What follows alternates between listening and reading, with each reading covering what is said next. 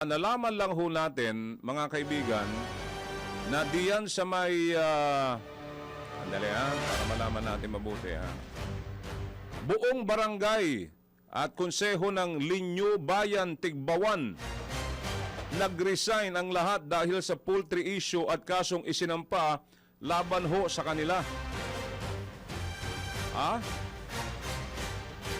Kinumpirma ho ng punong barangay na si Rene Tanyo na nagpasa ng resignation letter ang buong barangay council ng barangay Linubayan, Tigbawan, Iloilo sa tanggapan ni Mayor Virgilio Teruel kaninang umaga.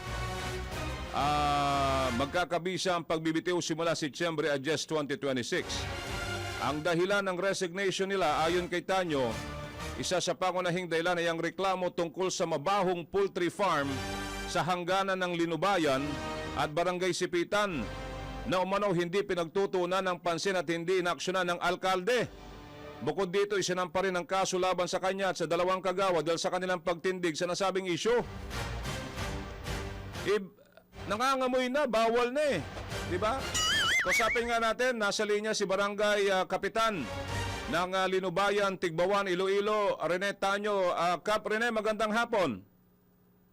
Magandang hapon po, sir. Apo, welcome po kayo sa DWIZ Aksyon agad ng DWIZ 882 sa Metro Manila. Ito nabalitaan po namin. Nag-resign daw ho kayong lahat. Opo, sir. Bali, nag-resign kahapon kami. Ako was po ng barangay.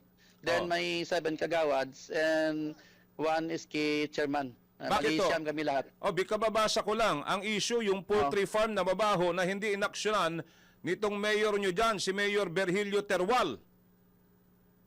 Kung sa action, sir, mayroon na action pero ang ibig sabihin, wala sang konkreto na solusyon or ma-address ang problema namin ng mga kababayan ko. Oo. Na dahil hanggang ngayon, more than 1 year, hanggang ngayon wala pa na tapos yung problema namin. Ano ba yung gusto nyo ipasara? Sa amin naman sa amin namin kasi sir, hindi ako maka-comment about sa poultry kasi sa ngayon, sir, mayroon kaming civil case pa sa amin kasi natakot ako baka matouch ko yung merito ng kaso. Hindi, ang tinatanong ko lang naman, sir, yung poultry farm, private po yan, tama po? Yes, sir, private. Sir. Okay. Kumusta ba? Nangangamoy ba everyday? Talagang mabaho po ba? Dahil siyempre poultry yan eh. Since kang 2025, sir, kaya una namang file sa reklamo, na grabe ang randaman ng mga residents ko. Baho at saka talagang mabaho talaga, tas maraming langaw. Oo. Langaw dito, langaw doon. At mabaho. Oo. So, hindi ko naman sinasabing ikaw nagre-reklamo na, residente. Siyempre, ikaw ang aksyon, kapitan ka eh. Kasi kung hindi mo aksyonan ito, siguradong ikaw i-reklamo. Tama? Yes, sir. Siyempre. So, i-address ko, sir, ang reklamo doon sa opisina mismo ng aming municipal mayor. Sorry kasi hindi ako marunong sa Ilonggo, pero okay lang, naintindihan ko naman yung So, ang ginawa ho ninyo ngayon, nag-resign ho kayong lahat. Yes, sir. Okay. So, ang punto natin ho dito, yung action, hanggang ngayon ho, nandiyan pa rin ho yung poultry. Nailapit nyo na ba ito sa DILG?